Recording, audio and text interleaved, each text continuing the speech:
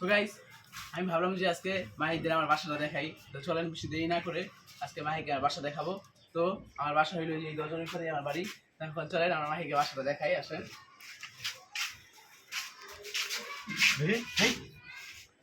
কি রে ভাই আওয়াজ না গায়? এইসব কি বুঝলাম না। আরে বাসা দেখ আমাকে তুই আওয়াজ না রে। এইসব কি গাইস? বাসা দেখবি না? দেখবো তো। এতদিন লাগে তো দরজা লাগাচ্ছে কি? ও পাগল নাকি? ঠিক আছে আসে নাকি?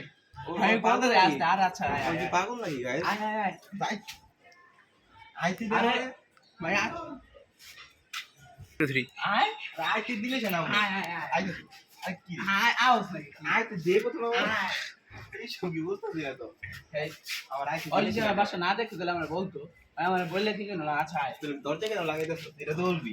আয় এইসব কি বুঝলাম না তো।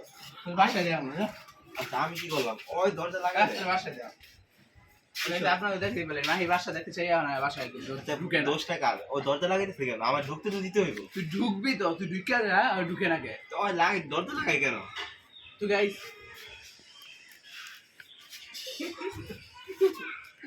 ভাই কি সেটা বলো এটা ডায়লগ দাও তুমি একটা মুভি। हाँ, बाल किधर है माही का अंदर है सही है ना এইসব কি বুঝলাম না। মানে দেখি এটা आसमान नीला है भाई का गुहू पीला है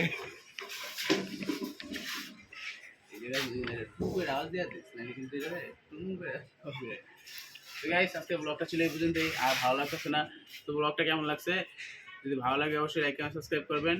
তো দেখতে থাকেন চিলবাজ ব্লগ। বাই।